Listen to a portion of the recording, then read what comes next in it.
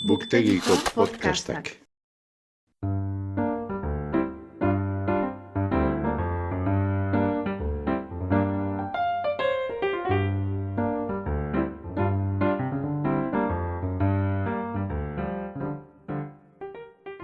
Ongi etorri Xerezaderen Artxiboa literatur podcastera. Podcasta hau egiten dugu Saioa Gabikagoge askoak, Jasone Larrinagak eta Ana Moralesek Bilbo Hiria Irratiko estudioan. Guk bezala, zuk ere uste baduzu munduan gauza gutxi direla hain atseginak nola ipuin on bat patxada zentzutea, gera zaitez gurekin, eta prestatu munduko kontakizunik bikainenez, euskaraz gozatzeko.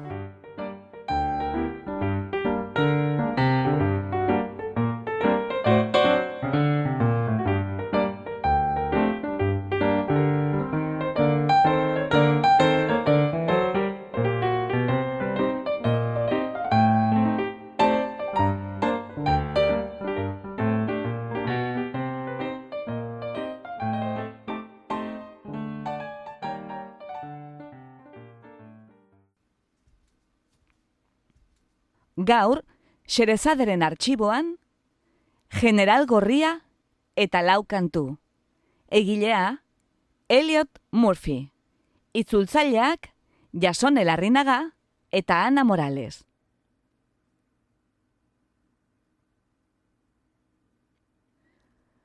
Sobera ezaguna da gure artean, Elliot Murphy rock musikari eta kantugile estatubatuarra. Ia urtero etortzen baita Euskal Herrira, bere miresle gero eta ugariagoei zuzeneko kontzerturen bat ematera. Izan ere, rockero jatorrei dagokien bezala, Elliot Murphy jiran dago ia etengabe, eta urtean zuzeneko 100 emanaldi inguru egiten omen ditu. Haren aitak, Aqua Show izeneko zirku ikuskizuna zuzentzen zuen New Yorkeko Long Islanden 50ko hamarkadan, pailazo urpekariekin, dantzari igerilariekin eta The Duke Ellington orkestrarekin, besteak beste. Agian, hortik datorkio Elliot Murphyri zuzeneko emanaldiak hain kutun izatea, batez ere formatu txikikoak. Elliot Murphyk 35 urte daramatza musikan, eta 30 album baino gehiago kaleratu ditu. Azkenekoa, Just a Story from New York, 2011 urtean. Bere diskoetan izen handiko musikariek hartu dute parte gonbidatu bezala. Bere adizkide Bruce Springsteenek, Mick Taylorek, Billy Joelek, Phil Collinsek, Sonny Landrethek, David Johansenek, The Violent Femmes taldekoek, Cindy Bullensek, Sean Colvinek. Duela 10 urtetik ona, Olivier Durand gitarre jole miragarriarekin jotzen du ia beti. Esan izan dute, Elliot Murphyren musika Bob Dylanen ondorengo rock poetikoa dela. 2008an, hilabeteko erakusketa egin zen Parisen haren ibilbide osoaz. Elliot Murphy, Last of the Rock Stars izenarekin. Baina musika alde batera utzita, behar bada hain ezaguna ez dena da, Elliot Murphy idazlea ere badela. Dozena erdi bat liburu ditu argitaratuak, batzuk ipuin bildumak, adibidez, Cafe Notes edo The Lions Sleep Tonight, eta beste batzuk berriz novelak, ala nola, Cold and Electric, Poetic Justice edo Tramps izenekoak. Bere kantuak ere poema musikatuak dira. Frakasoaz, galeraz eta bakardadeaz mintzo dira sarritan. Baina musikan eta maitasunean argi izpirik badela sinesten duenaren xamurtasunaz, ironiaz eta umoreaz. Gaur irakurriko ditugunak, 4 kantuko hitzak eta narrazio bat dira. Kantuak Jasone Larrinagak itzuli ditu, eta hauek dira. Elvis Presleyren urte betetzean, inoiz ez dakizu geroak zer ekarriko dizun, luzera motz geratu nintzen, eta Ofelia. Narrazioak berriz, General Gorria du izena, eta Ana Moralesek itzuli du. Ipuin hau Espainiako Gerra Zibilean, Errepublikaren alde borroka egindako anarkista bati buruzkoa da. Eta erreferentzia egiten die, bando horretan borrokatutako soldadu euskaldunei. Amaitzeko, badugu kutizia bat. Elliot Murphy Bilbon azkeneko segon zenean, Xerezadek harengana jo zuen elkarrizketa eske, eta hark, jator baino jatorrago, baiezkoa eman zion. Elkarrizketan galderak, Françoise Vialon Murphy aktore frantsesak, hau da Elliot Murphyren emazteak, irakurtzen ditu ingelesez, eta hizkuntza horrexetan erantzuten ditu Elliot Murphyk, baina Xerezadek tartean euskarara itzuli dizkizu, bai galderak eta bai erantzunak. Literatura dut erlijio, eta rock and rolla dut adikzio, dio behin eta berriz Elliot Murphyk. Gaur, pasio bi handi hoietaz gozatzeko suertea izango dugu. Xerezaderen artxiboan, zuekin, Elliot James Murphy.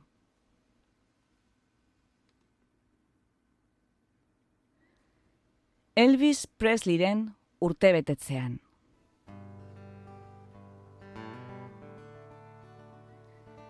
Ezin dezaket esan bizi naizen leku hau maite dudanik. Kokapen geografiko zehatz hau.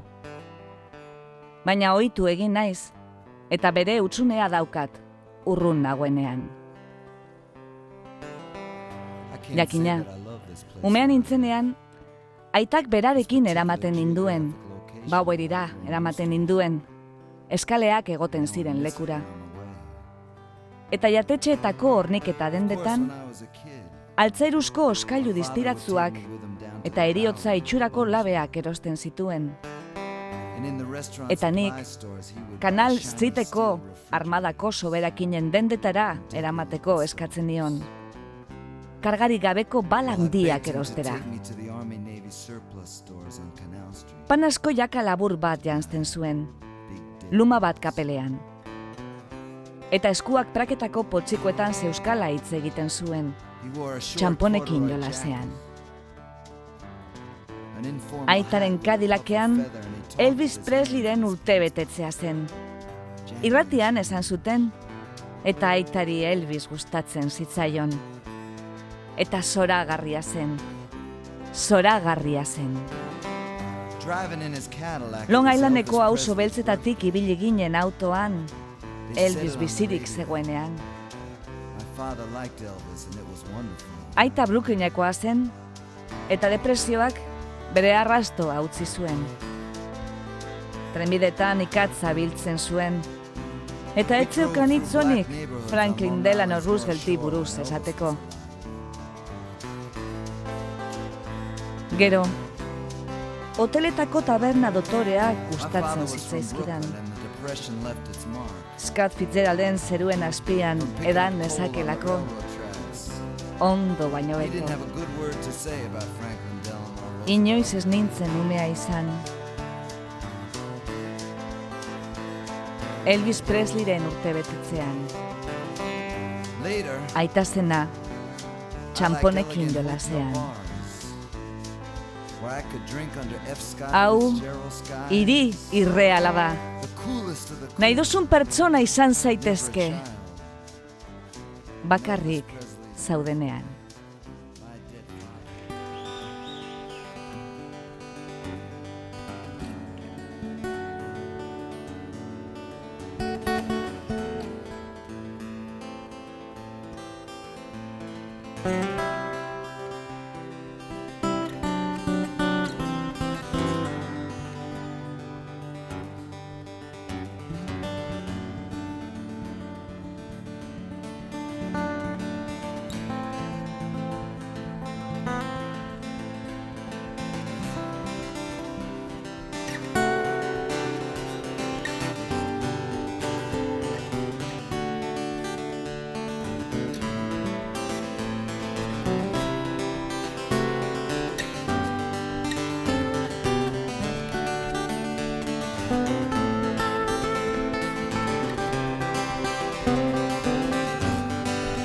You know I don't love this place where I live.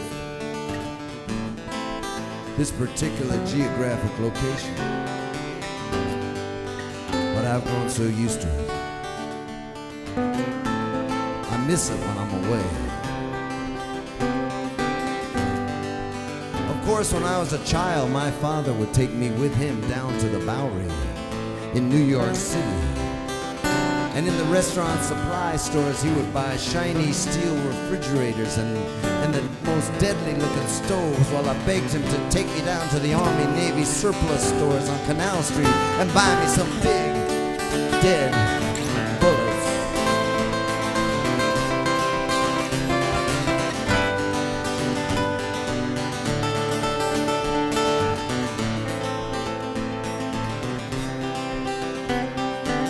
He wore a short corduroy jacket and a feather in his hat. He talked with his hands in his pants pockets, jangling change.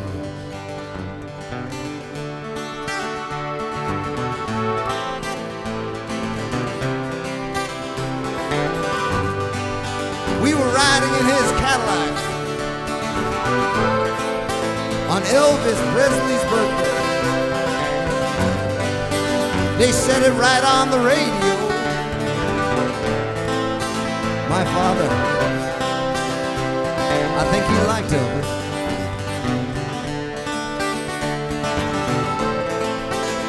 And it was wonderful. It was wonderful. When we could drive through the black neighborhoods of Long Island's North Shore when Elvis was alive.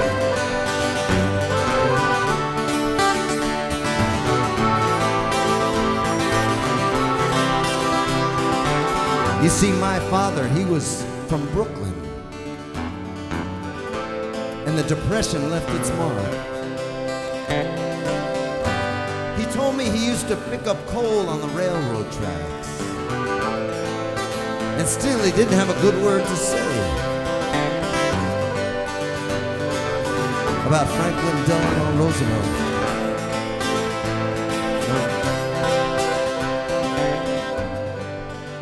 Now later,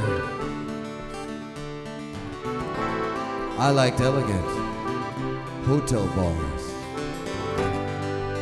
where I could drink under F. Scott Fitzgerald's sky, where I was never a child, with my dead father jangling change on Elvis Presley's birthday.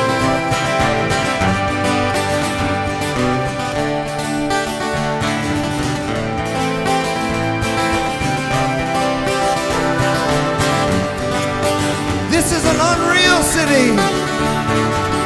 You can be anybody you want to be. When you're alone, hey!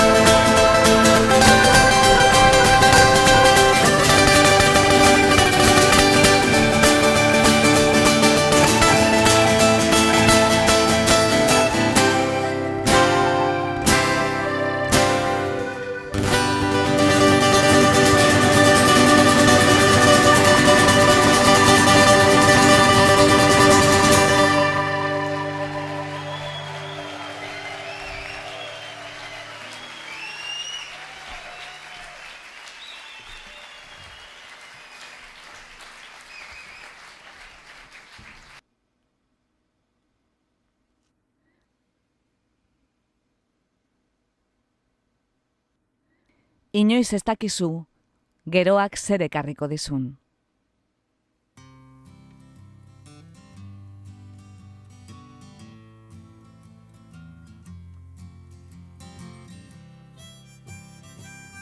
Berandutzen ari zen, txolinduta zeuden, betiko motelaldiaren aztarna baino ez.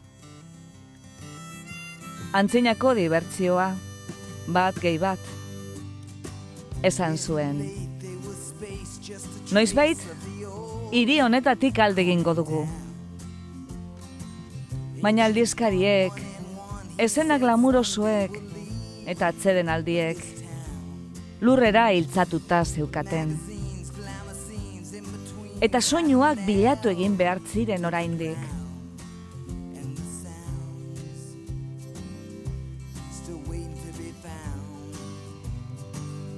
Eta jonkiak, droga saltzaileak, txuloak eta putak zeuden.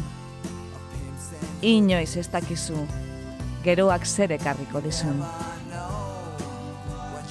Eta uko egin dezakezu, atzean uzten saiatu, baina badakizu, onartu egingo duzula. Inoiz ez dakizu, geroak zer ekarriko dizun. 29 urte zeuzkanerako, melodia zahar baten arrastoak zeuden. Zeren falta zeukan aipatzen ahalegindu zen. Musu bat besterik ez. Benetakoa zen, ala telebista zen. Nire bidea aurkituko dut, probetxugarri egingo dut, entzeatutako pasiozko antzeslan baten moduan. Egunero, egunero. Eta jonkiak, droga saltzaileak, txuloak eta putak zeuden. Inoiz ez dakizu geroak zer ekarriko dizun. Eta uko egin dezakezu, atzean uzten saiatu. Baina badakizu, onartu egingo duzula. Inoiz ez dakizu, geroak zer ekarriko dizun. Baina hala ere, esan zuen. Geldituko naiz lastana. Mesedez, ez egin nigarrik. Batzuetan, gogorra da lizun eta gogorrarena egitea, eta aldi berean, musika ekipo ibiltaria izatea. Zu ikusten zaitut, eta horrelako gezurra eskatzen duten tipo hoiekin bukatu dut. Baina aurrera egin behar dugu, eta egingo dugu. Eta jonkiak, droga saltzaileak, txuloak eta putak zeuden. Inoiz ez dakizu, geroak zer ekarriko dizun. Eta uko egin dezakezu, atzean uzten saiatu. Baina badakizu, onartu egingo duzula. Inoiz ez dakizu, geroak zer ekarriko dizun.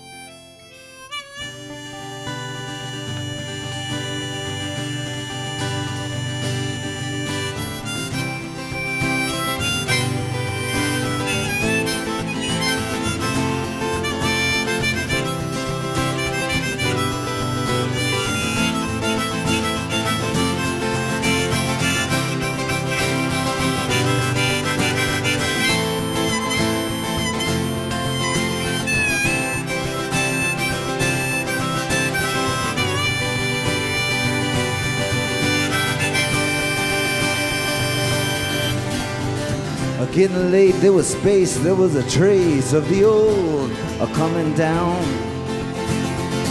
Ancient fun, 1 and 1, he said someday I'm gonna leave this old town.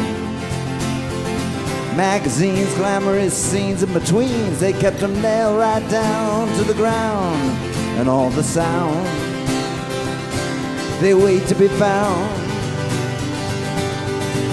There were junkies, there were pushers, pimps and hookers. You never know what you're in for. You might try to shake it, gonna try to forsake it.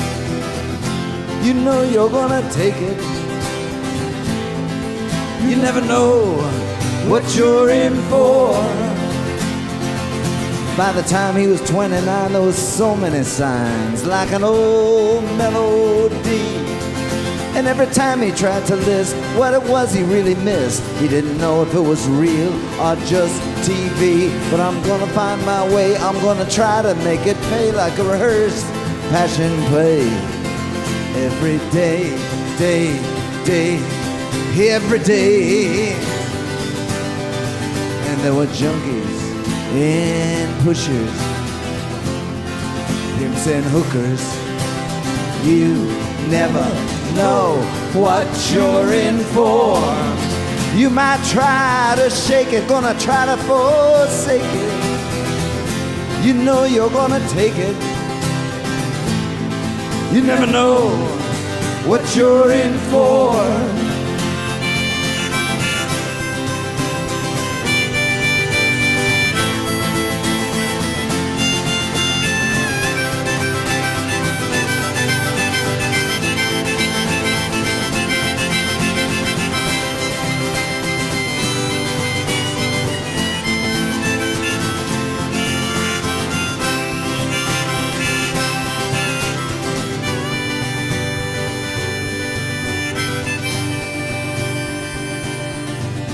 Anyway, he said, hey, I'm gonna stay if you don't cry.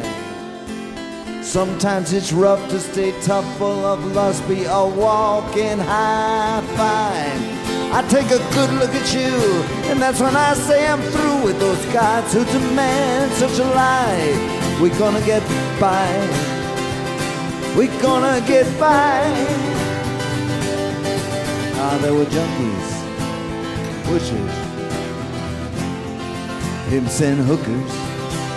You never know what you're in for.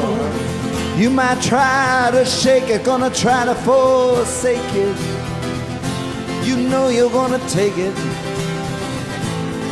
You never know what you're in for. I say you never know what you're in for. I say that you never know what you're in for.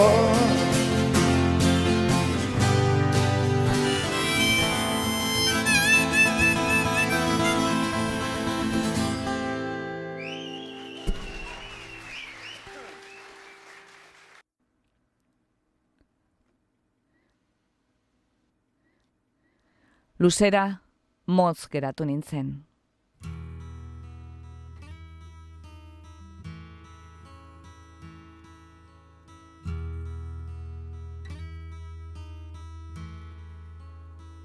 Jaitzi leioa. Zure malkoek dena lausotu dute. Jaitzi leioa. Ez da zuk irudikatzen duzun bezain ikaragarria. Gazteegia zara ikusita izateko. Eta orain, zure ikuspegia zaharregia eta argiegia da.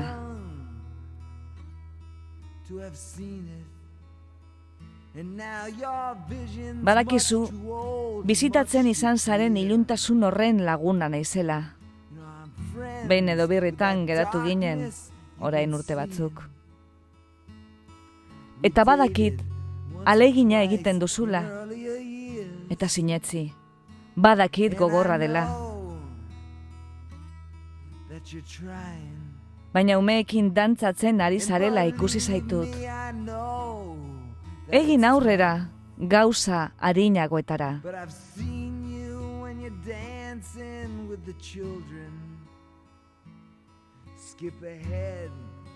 Eta gaur gauean, etortzen direnean, esango diet ezin zaituztela gehiago ikusi. Bizitza xurgatuko dizutelako zilarrezko lastotxo batekin.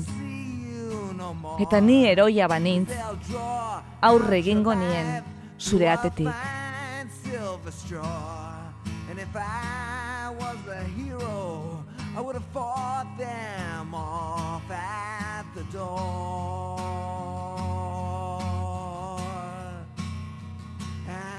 your door.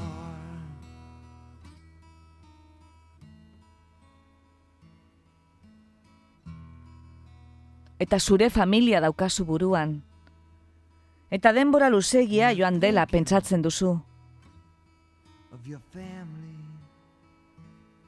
And you're thinking Haien xalotasun apur bat eta ordena apur bat behar duzulako. 'cause you need some of their innocence and their order.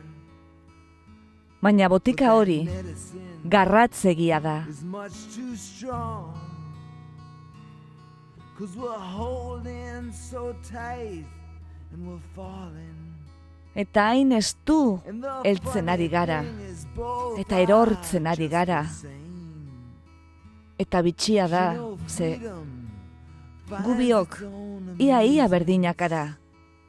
And it looks like ikusten we duzunez. found Askatasunak dibertitzeko moduak aurkitzen ditu. So you torture Eta badirudi, yourself guk denbora igarotzen usteko jokua aurkitu dugula. when the only thing left Beraz, is to feel. une horregatik torturatzen duzu zeure burua. Romantics may run Geratzen den free gauza bakarra, in darkness, sentitzea but denean. come alive. And they're the first to Agian kneel. erromantikoak aske dabiltza iluntasunean, baina argia datorrenean, belaunikatzen lehenak dira. Eta gaur gauean etortzen direnean, esango diet ezin zaituztela gehiago ikusi. Bizitza xurgatuko dizutelako zilarrezko lastotxo batekin. Eta ni heroia banintz, aurre egingo nien zure atetik. Baina marraztu ditugu lerroak, eta aukeratu ditugu fronteak, eta nire zalantzak, zena baria den. Eta kakasarra, heroia banintz, itxita aukiko nukeen gure mundu txikia.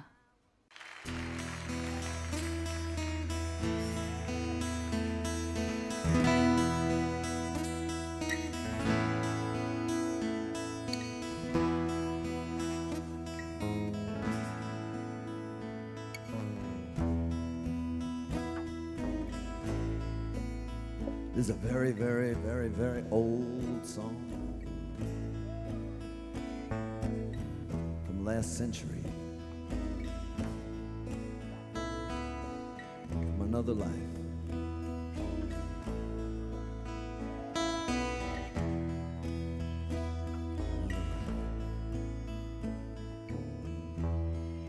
Roll down your window. You're crying has got everything steamed. Roll down your window. It's not as desperate as you make it seem.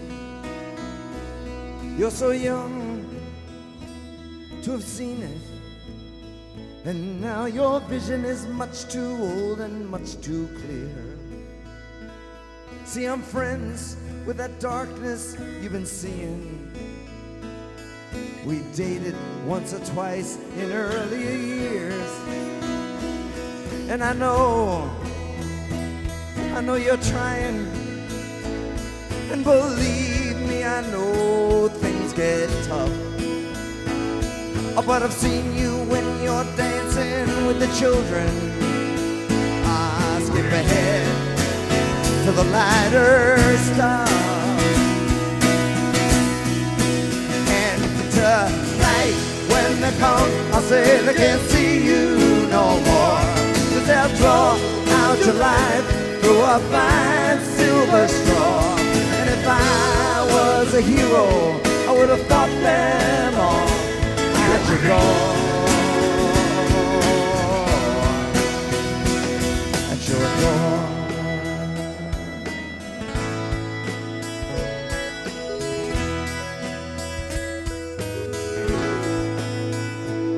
And you're thinking of your family, and you're thinking that it's been just a little too long. 'Cause you need some of their innocence, some of their order. That medicine, it tastes very strong, and we're holding so tight, I think we're falling. And the funny thing is that both are nearly the same. You see, freedom, it finds its own amusements. And we got a waiting game where we torture ourselves for the moment when the only thing left is to feel. Romantics run so free in the darkness, get them into the light, and they're the first to kneel. And tonight, when they come, I'll say they can't see you no more, 'cause they'll draw out your life through a fine silver straw. And if I was a hero, I would have fought them all at your door. But the lines we have drawn and the signs we have chose, and my own indecision, well, how badly that shows. God damn, if I was a hero, I would have kept our little world.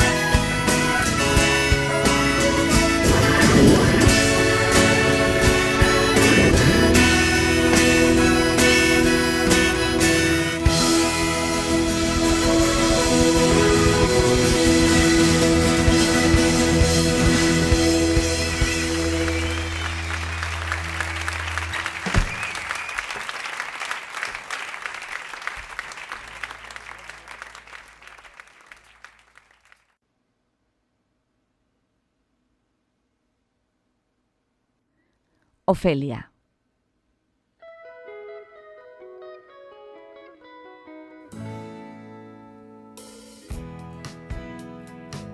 Ofelia, zure lehioan nago, eta zein polita zaren.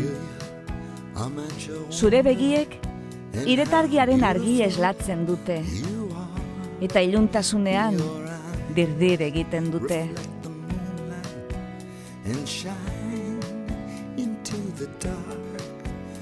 Gertu nago, eta uki zaitzaket, baina hain auskorra zara, desegin zaitezkela. Eta imaginatu, une batez, maite zaitudala, benetakoa zarelako. Ofelia, eguzkia irteten ari da, eta badakit zenbat maite duzun egun sentia. Maite duzu berritasuna, maite duzu freskotasuna, maite duzu etxean egotearen sentimendua, naturaren abestian behin eta berriro gertatzen den aldaketen zikloraino. Eta imaginatu, une batez, maite zaitudala, benetakoa zarelako. Oh, Ofelia, zato zerrekara, eta egin dezagun igeri izarren azpian. Utzi iretargiaren izpiei zure hitzak lastantzen, eta utzi urari hitz horiek urrun eramaten. Bizitzaren minari aurre egin diezaiokezu, ala ez daukazu malkorik isurtzeko. Eta imaginatu, une batez, maite zaitudala, benetakoa zarelako. Eta nora ezean noa, eta nora ezean noa.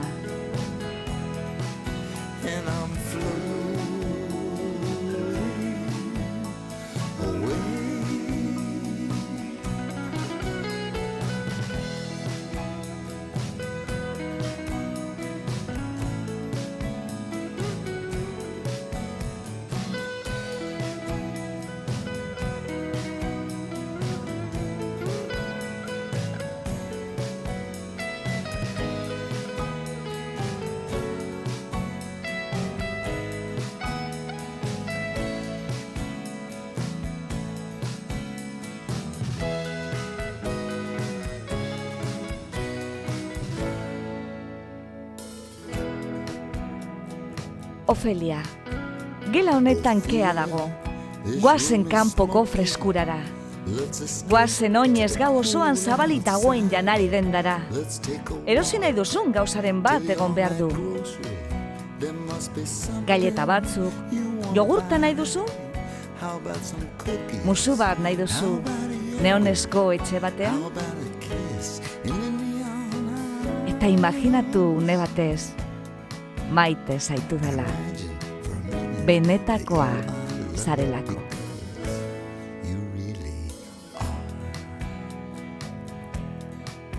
Ofelia, beti ezagutu zaitut. Zuk hil jantzia soinean euki baino lehen. Zure magoei hitz egiten zeundenean, Akapulkon, hain ozen hitz egiten. Oh, baina gauza berezi bat zegoen. Zure begi berde eta irribarre maltzurrean. Eta imaginatu une batez, maite zaitu dela, benetakoa zarelako.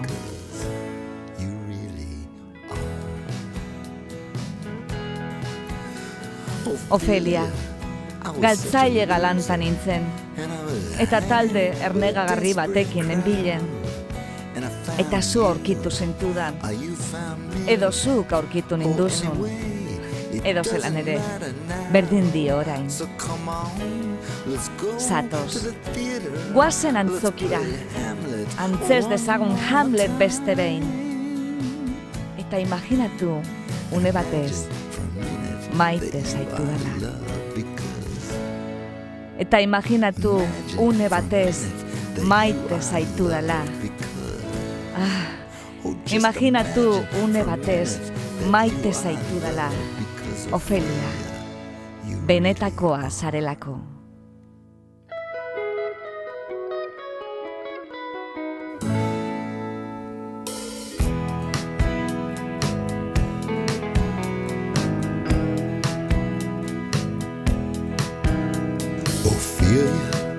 I'm at your window, and how beautiful you are.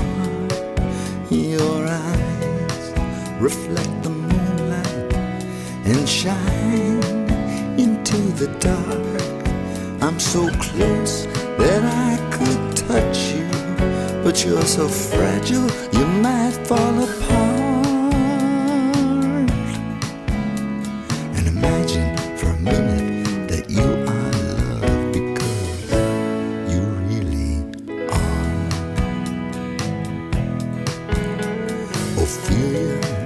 the sun is rising, oh, and I know how you love the dawn. You love the newness, you love the freshness, you love the feeling that you belong to the cycle of the changes that reoccur in nature's song. And imagine for a minute that you are loved because you really are. Ophelia, come to the river and let us swim under the stars. Let the moonbeams caress your worries and let the current take them far. Can you face the pain of living, or have you got no more tears to cry? And imagine for a minute that you are loved because you really are. And I'm floating away, and I'm floating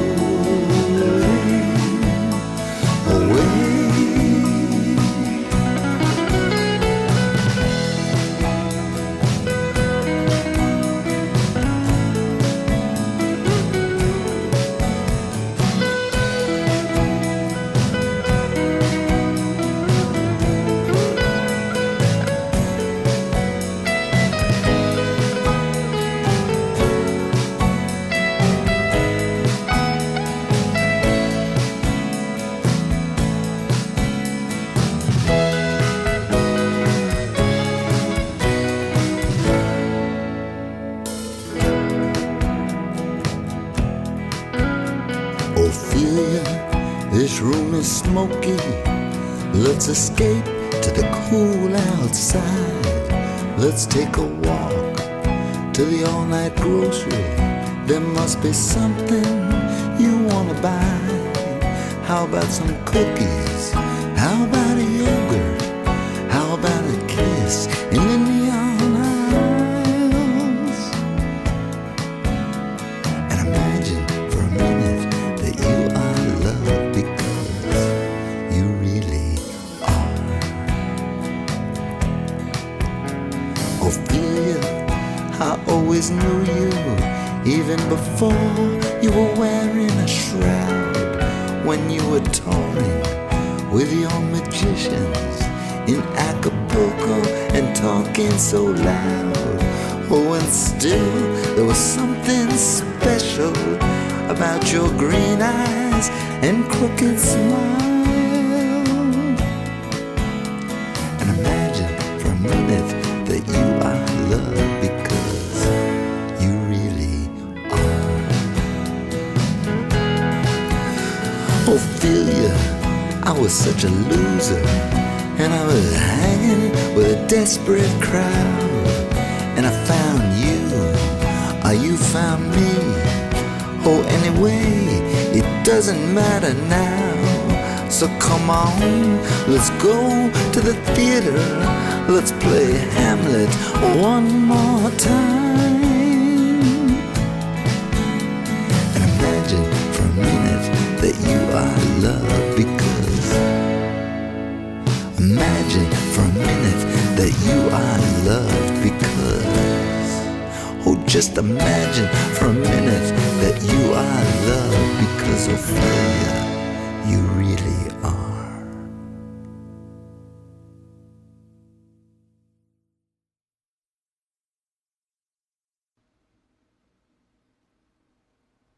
General Gorria.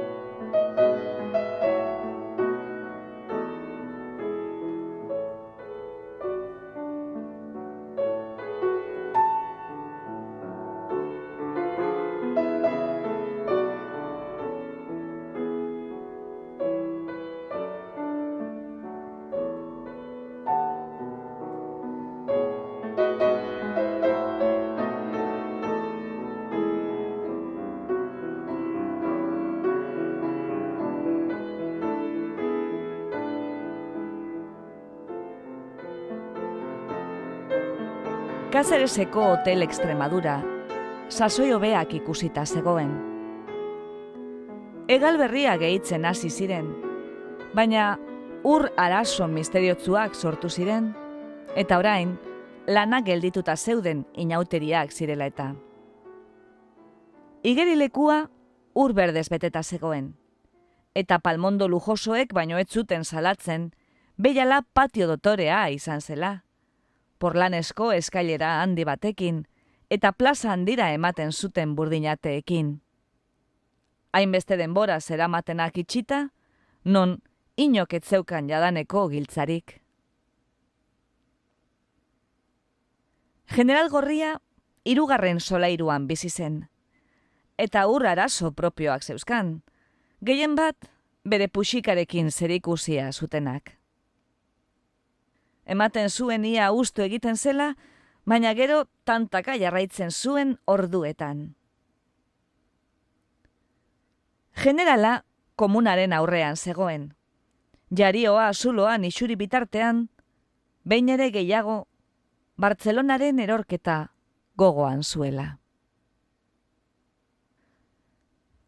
Frankok utzi egin zion jarraitzen, bizitzen. Berak, generalak, bere gizonekin batera exekutatua izatea gura zuenean.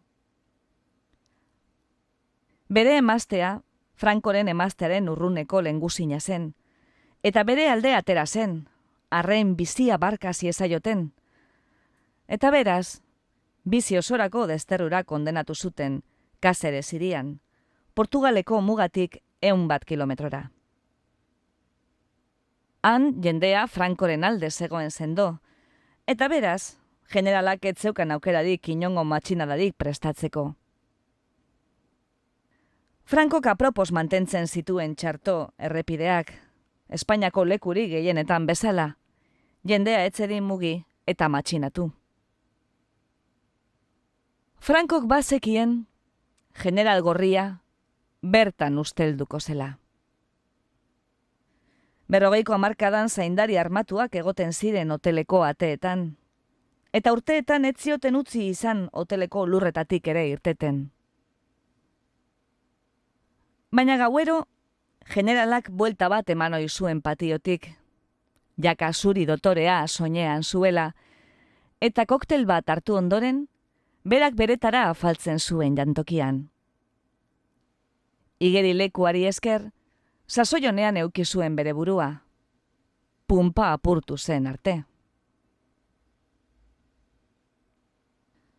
Emaztea Frantziara joan zen, zenide euskaldun batzuekin bizitzera biarritzen, eta han egon zen, generalaren zain, pazientziaz, harik eta 1956 hiltzen arte.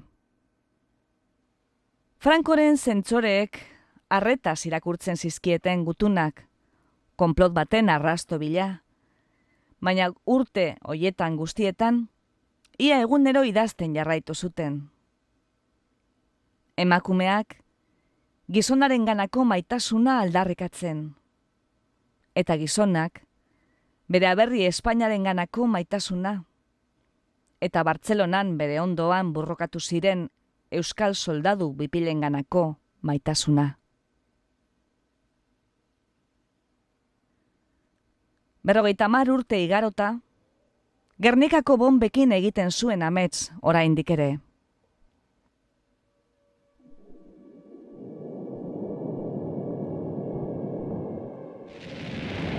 Messerschmittak ikusten zituen mendi gainetara jaisten, hiri ederra kolpatzen, eta umeak korrika, negarrez, eta leherketak eta sua, eta bera eta bere gizonak airekoen kontrako kainoi errusiar zaharkitua astiro egiten, eta hegazkin bakar bat ere ez botatzen.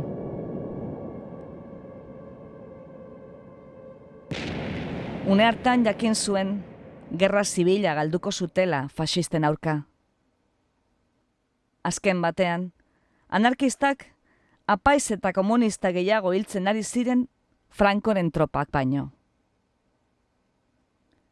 Bere gizonekin errenditu zenean Bartzelonan, benda jarri zioten begietan, eta horma baten kontra jarri, bere ofizialekin batera. Zalditeria faxista arroak, beren bota diztiratzuekin eta kapela lumadunekin, harrapatua zuten bere talde errepublikarra, eta bera eta bere ofizialak zaldi gainetik tirokatuko zituzten, ez gehiago eta ez gutxiago. Entzun zuen zelan prestatzen zituzten pistolak, eta heriotzaren beldur izan zen, naiz eta askotan ikusita euki.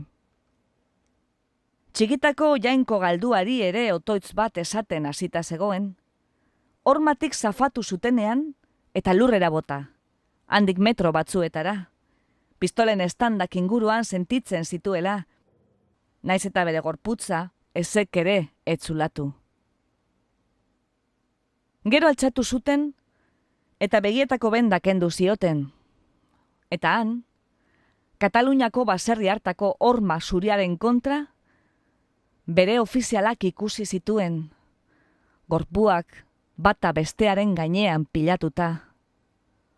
Aurreko hilabete gogorraietan guztietan, bere ondoan borrokatu eta gaixotutakoak, eta janaria berarekin partekatutakoak.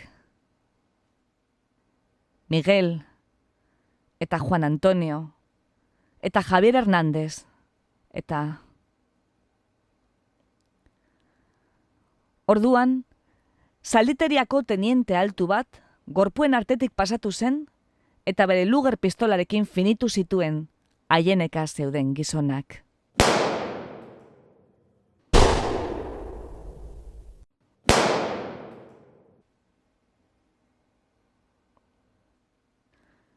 Saiatu zen bere burua askatzen helduta zeukaten bi gizonen eskuetatik. Ez dizuet deituko kabroi fasistak ere, kabroiak bazinate gizonak izango zinateketelako, eta gizon deitzea ere, gehiegi da zuentzat.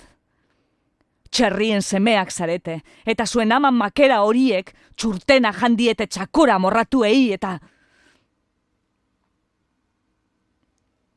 Erriflekulatada batek, buruaren albo batean jo eta isilarazi zuen.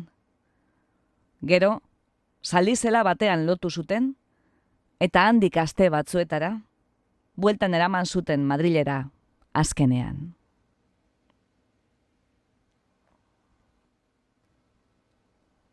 Zelan heldu ote zitzaion abisua azken momentuan zalditeriari, ez zutela hil behar, alegia.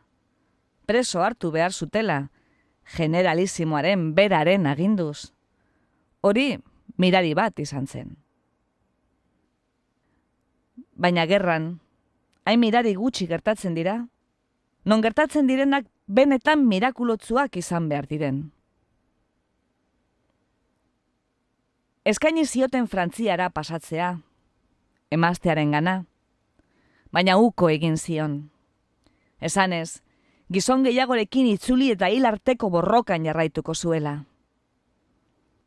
Hortaz, Frankok erabaki zuen, Espainian eukitzea. Seguruagoa zen hori, eta Kaserez behar bezain urrun zegoen hiriburutik generalak enbarazu egiteko. Eta horrela, general gorria hotel hartan egona zen bizitzen azken 50 urteetan. Oso zaharra zen orain.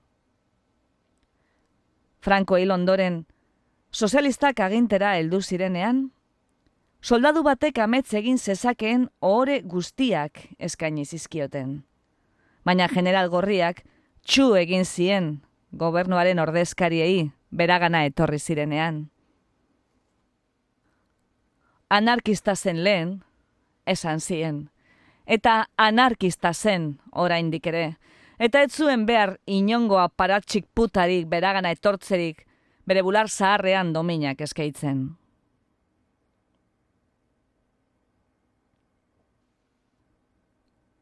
Orain inauteriak ziren, eta Kaserezeko umeak mozorrotuta zijoazen gurasoekin kaleetan zehar plaza nagusirantz, non karpa handi bat zegoen jarrita dantzarako. Generala, hoteleko patioan zegoen urruneko musika entzuten. Ez zuen ulertzen, eta galde egiten zion bere buruari zergatik jo behar ote zuen hain ozen. Orduan, mutil amerikar bat hurbildu zitzaion agureari. Festa ederra, esan zuen. Generala, astiro giratu zen, eta aurpegira eta kamisetara begiratu zion. Eta nor da kamisetako hori? Galdetu zion mutilari. Che Guevara, erantzun zuen mutilak. Hilda dago, esan zuen generalak. Boliviarrei eta ziari utzi zien bera harrapatzen eta tiro ziltzen. Eta bere gorpua munduari erakusten. Hildako pizti bat balitz bezala. Iraultzaile handia izan zen, esan zuen mutilak. Iraultzaile handia, baina soldadu negargarria. Gainera, zer dakizuzuk iraultzaz? Zu Amerikarra zara bai, eta Amerikarrok ez dakizu ezer iraultzaz. Gurea izan zen lehen iraultza handia. Ez daukazu iraultza Amerikarraren berri? Hori etzen iraultza izan. Aberatzak aberatzen kontra borrokan, hori izan zen. Pobreak ez dira matxinatzen zergak ordaindu behar dituztelako. Matxinatzen dira, jateko haina ez dutelako. Zuen ustezko iraultzaileak, Washington, Jefferson, Franklin, lur jabe handiak ziren, edo John Adams bezalako gizonak, familia handietako intelektual urbanoak. Haien arteko iraultzaile bakarra Thomas Paine izan zen, eta paretik kendu zuten segituan. Arriskutsu egia. Asko dakizu nire herriaz, ikusten dut. Denbora izan dut, gauza guztiez asko jakiteko, ene mutila. Esan zuen generalak.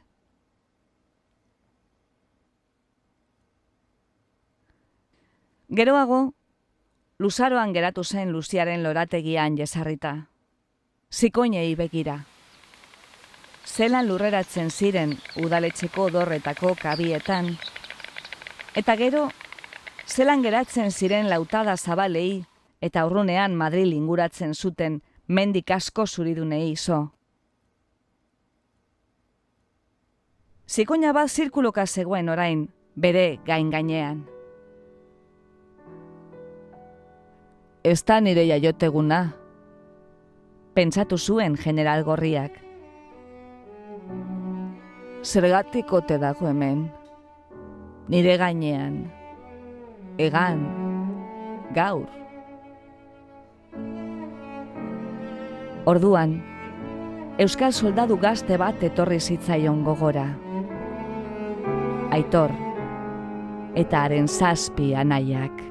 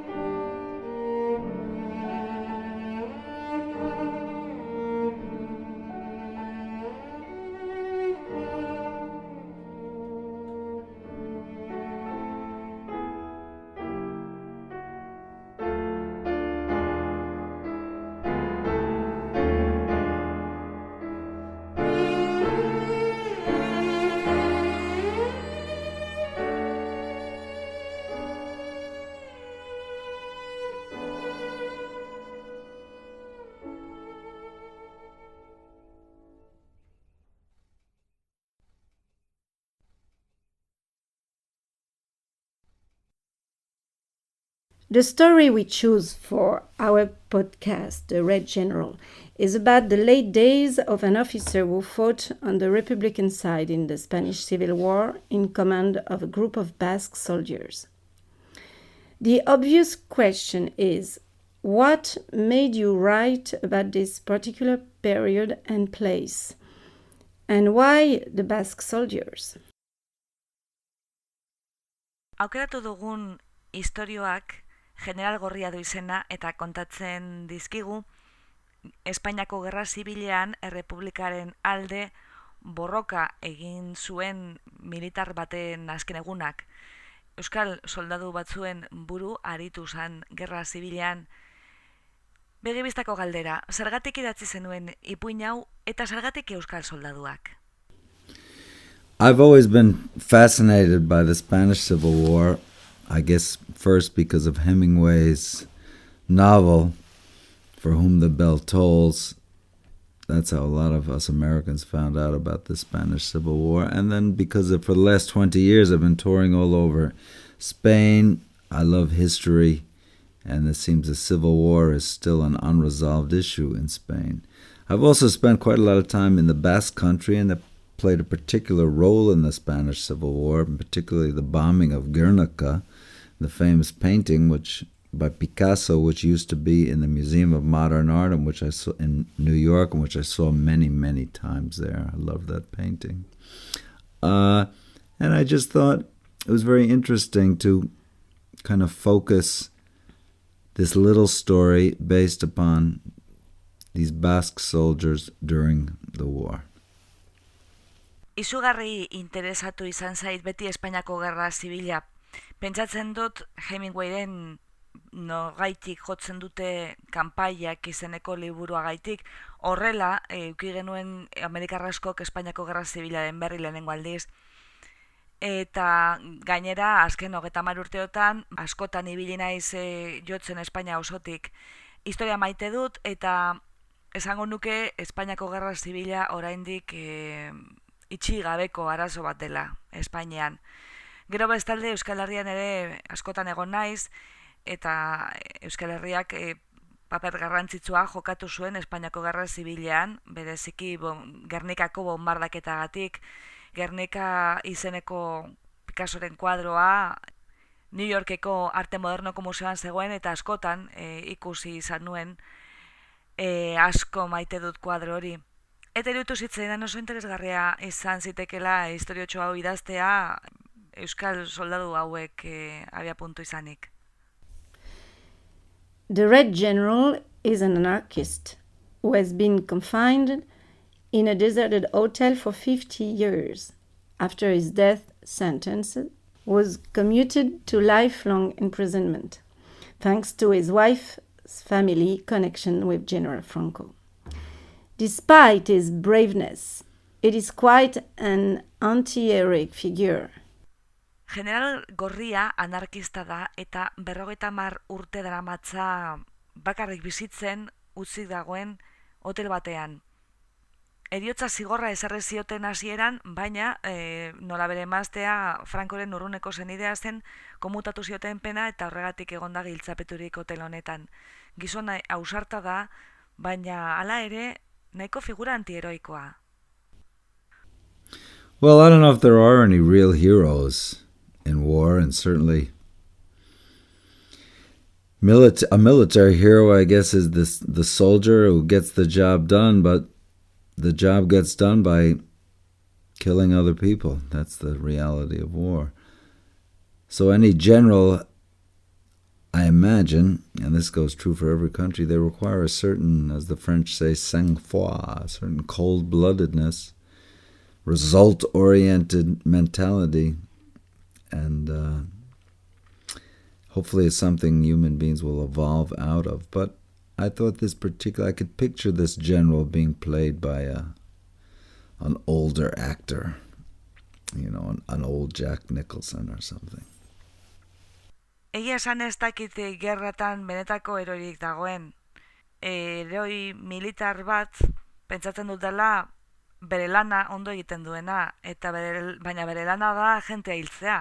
Hori da gerraren errealitatea. Beraz, edozein generalak eta edozein herrialdetako general batek beharko luke frantsesek dioten bezala sang-froid, odol hotza, eta emaitzak lortzera begira dagoen pentsakera bat eduki beharko luke. Eduki beharko luke gizakiok evoluzioan galduko dugun, espero dezagun zerbait. Nik imaginatzen dut general hau, ez dakit aktore zahar batek antzesturik, adibidez Jack Nicholson zahar batek antzesturik. The general refuses to join his wife in France, and the only love he professes is the one for his country. But he ends up spending his whole life living alone in a hotel that gradually decays the same way as his own body. Is that a punishment he inflicts on himself for having stayed alive while his comrades died, or is it the cynical behavior of someone who's lost faith on his ideals? Generalak uko egiten dio Frantziara joateari bere emaztearekin biltzeko eta adierazten duen maitasun bakarra bere herriari dion maitasuna da. Baina amaitzen ditu bere egunak hotel utz batean, bere gorputza bezala egunik egunera ondoratzen ari den hotel batean. Zer da hori, bere buruari ezarritako zigorra etzalako bere kidekin batera hil bere momentuan, edo bere idealak galdu dituen pertsona baten portaera zinikoa da? Well, there's the old saying that anyone under 30 who is not a socialist has no heart, and anyone over 30 who is a socialist has no brain. And as people get older, they do tend to see life in different terms, become more conservative. The politics of war becomes so confused. So I think the general is really just an example of what happens to all of us in the face of history. He's someone who did have very strong ideals and was very proud, and he gave up everything for his country and was for his beliefs and was ready to die for it. But at the end of his life, I'm sure he's questioning himself if that was really the right decision. Badakizu zelan dagoen ezaera bat dinoena, 30 urte baino gitxiago izan, eta sozialista estanak, ez daukala bihotzik, baina 30 urte baino gehiago izan da sozialista danak ez daukala bururik. Eta zahartu ala, jendeak modu diferentean ikusten du bizitza, eta kontserbakorrago bihurtzen da, gerraren ideologia oso nazirik bihurtzen da.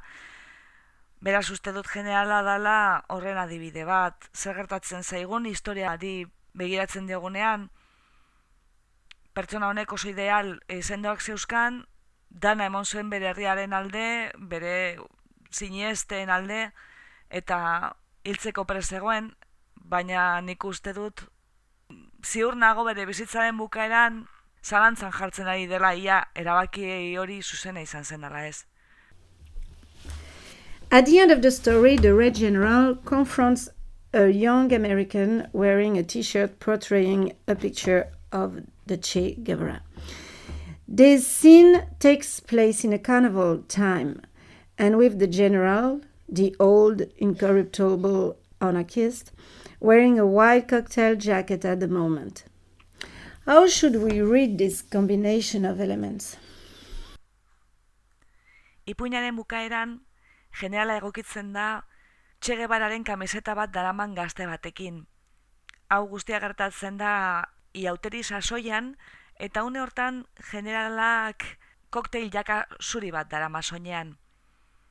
Kontuan hartuta generala anarkista usteldu ezina izan dela eta dela bukaera arte, zelan interpretatu behar da elementuen kontraste hau? Yes, it's a very disparate combination of elements. An anarchist in a cocktail jacket, which a smoking jacket is more the symbol of conservatism and of conforming to society than you would think an anarchist could wear. I thought that was such a the symbol of Che Guevara, it's become such a worldwide symbol now. What does it even mean anymore? It's lost its meaning, I think. So I think in history, history adds dust to all these ideals, and we don't really remember. I'm sure hundreds of years from now, they won't even remember what the Second World War was really fought about. Bai, elementu oso urrunen kombinazio bat da. Anarkista bat, koktel jaka bat jantzita, pentsatzen dut esmokina dela konserba kortasunaren simboloa, edo gizartera moldatzen denaren simboloa, eta ez anarkista batek uste zeroango lukena. Bestea, Che Guevararen simboloa hain dago zabaldurik non gaur egun ez daukan esanairik. Uste dut bere esanaia galdu dauela. Pentsatzen dut historiak hautza ematen diela, idea hoiei hautzez betetzen dituela, eta azkenean ez dela gogoratzen, ziur nago gaur egungo gaztetxoek ez luketela jakingo benetan Bigarren Mundu Gerra zergatik izan zen. The story abruptly and somehow mysteriously ends with an image of a stork circling over the general and is remembering a Basque soldier, Aitor, and his 7 brothers, suggesting the idea of the general's own death.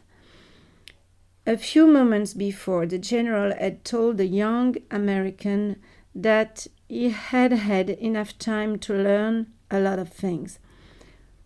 What did the general learn?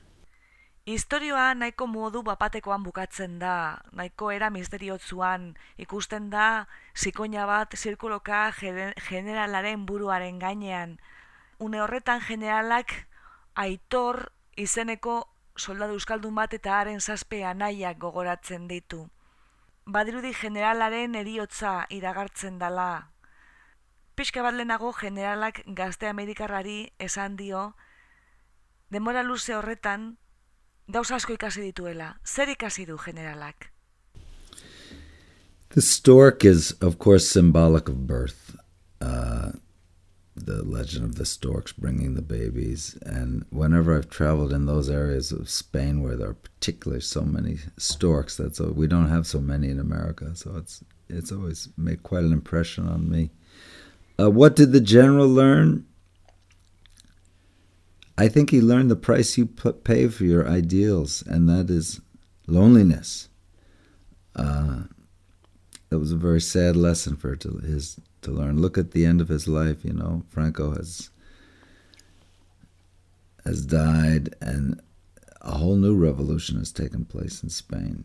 And where has his life gone because of it? Dudabarik, zikoina jaiotzaren simboloa da. Badakizu, leyenda hori bebeak zikoinek ekartzen dituztela, eta gero askotan Espainiatik bidaiatzen ibili naizenean, zikoinak ikusi ditut, guk ez daukagu hainbeste Estatu Batuetan, eta beti impresionatu izan naute. Generalak zer ikasi zuen, bere ireinen gaitik ordaindu zuen prezioa, eta prezio hori bakardadea da. Oso ikasgai tristea da ikasteko. Bere bizitzaren bukaeran, Franco hilda dago, iraultza oso bat gertatu da Espainian, edo gertatzen ari da, eta behitu, bere bizitza nora joan den.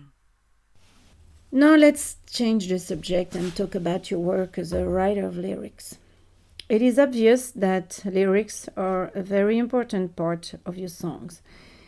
Have you always written your own lyrics? Orain alda dezagun gaia eta hitz egin dezagun zure kantuetako hitzez. Oso garrantzitsuak dira hitzak zure abestietan. Beti honik idatzi dituzu zuk zeuk zure kantuetako hitzak? I have always written my own lyrics, although I have covered some songs by the Rolling Stones, Bob Dylan, Bruce Springsteen, and others where they were not my songs, but the lyrics were always kind of my emphasis, I always say literature is my religion, rock and roll is my addiction, and my lyrics were very influenced by many writers besides Hemingway, Fitzgerald, Henry Miller, certainly Jack Kerouac, even Graham Greene, many others. So lyrics are really, but it's the music that gives the lyrics the wings to turn into magic. Betianik idatzi ditut neure kantuetako hitzak, naiz eta badauzkadan beste batzuen bertsioak esaterako, Rolling Stonesenak, Bob Dylanenak, Bruce Springsteenenak eta beste batzuenak. Eta horiek ez dira nire hitzak, baina niretzat beti garrantzia handia eduki dute hitzek. Beti esaten dut, literatura dut erlijio eta rock and rolla dut adikzio.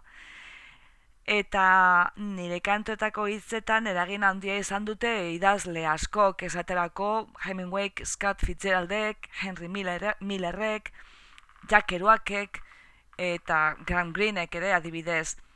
Baina musika da hitzei egoak ematen dizkiena magia bihurtzeko. Have you ever considered arranging somebody else's words or poems? Eta inoiz pentsatu duzu beste inoren hitzak egokitzea abestietan?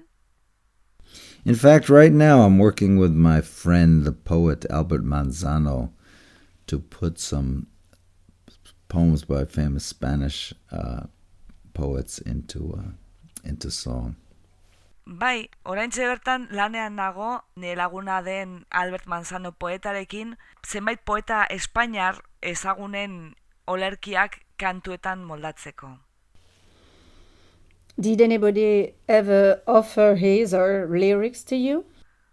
Eta inoiz jendeak eskaini dizkizu eurek idatzitako hitzak zu kantuetan moldatzeko? Well, ironically, people are always offering their lyrics to me, particularly fans who would like to be songwriters but are not musicians, but they do write lyrics. But sadly, I have to tell them there's not really much I can do with them because it's very hard for me to put someone else's lyrics to music. I'm going to try this project with a real poet, but lyrics that are written for a song without music, it's very hard for me to adapt that. There are other people who do that better. Bai, ironia da, baina jentea beti dabil bere hitzak eskaintzen, batez ere jarraitzaileek edo nire musikaren zaleek adibidez letrak idazten dituztenak, baina musikariak ez direnak. Baina zoritzarrez bete esan behar diet ezin diedala lagundu, ze niretzat oso zaila da beste inok idatzetako hitzak kantuetarako moldatzea. Oraintxe bertan proiektu honetan murgilduta dago benetako poeta honekin, baina oro har musikarik gabe idatziak izan diren letrak gero kantu bihurtzea zaila da niretzat. Beste batzuek hobeto egiten dute lan hori, baino. You recently said in an interview that you have written a book along with your brother Matthew. What kind of relationship do you need to do that? Was it very difficult? Orain gutxi irakurri dugu zure egindako elkarrizketa batean liburu bat idatzi duzula Anaia Maziorekin batera. Zelako harreman auki behar da olako lan bat elkarlanean egiteko? Oso zaila izan zen? Well, not so difficult with my brother because we've known each other forever, and this particular book we're working on takes place in a period of time in the 1970s when we were both very involved in the music business and starting my career. It also takes place out on Long Island, which is an area both of us know very well. So this particular subject, it was very easy to work with him on it. Ez da inzaila nire anaiarekin, betidanik ezagutu dugulako elkar, eta idazten gabiltzan liburu hau kokatuta dago sasoi batean, 70etan, non biok oso sartuta geunden musikaren munduan, nire karreraren hastapenetan nengoen, eta gauza gertatzen dira Long Islanden, biok oso ondo ezagutzen dugun toki batean. Beraz nahiko erreza izan da anaiarekin egitea. You also said that you wrote a script, if we are not mistaken. That is very different from what you do usually, even from writing a book. Is it for a film, a series? Can you tell us something else about it? Gidoi bat ere prestatzen ari zarela irakurri dugu. Zer izango da film luze bat, telebistarako serieren bat, kontatu aldiguzu horretaz ezer? Well, these days I seem to have my fingers in the world of film. There's a Spanish film coming out next year, I think, where I've contributed some music. I wrote a script based upon a short story called Exile. And I've also been adapting the novel I wrote with my brother into a script. 2 years ago, I had a small part in a French film called La Ligne Blanche. And I acted, and I also contributed some music. I'm not as interested in acting because, there's no applause when you finish a scene in a movie, and I miss that. Azken aldi honetan buru belarri nago zinaren mundu sakonean. Datorren urtean, uste dut, aterako dala pelikula espainiar bat, nik musika jarri diodana. Gero, idatzi dut gidoi bat, nire ipuin labur batean oinarritua, Exile izeneko ipuin batean oinarritua, eta orain nabil anaiarekin batera idatzetako novela hori ere gidoi bihurtzen. Bestalde orain dela urte bi, paper txiki bat egin nuen frantses filme batean, La Ligne Blanche izeneko pelikula batean, eta horretarako musika ere egin nuen. Baina antzestean ez nagoain interesaturik, ze esena bat bukatzen den bakoitzean ez dago txalorik eta faltan bilatzen dut hori. Thank you very much again and congratulations on your new album. Keep up the good job! Eskerrik asko benetan, zorionak zure disko berriagatik eta segi hain ondo lanean. Well, thank you so much, and thank you to this wonderful translator who took time out of her busy schedule to talk to me. Bye. Eskerrik asko zuei eta eskerrik asko itzultzaile zoragarri honi, bere agenda bete-bete horretatik denbora pixka bat hartzeagatik nirekin hitz egiteko. Agur.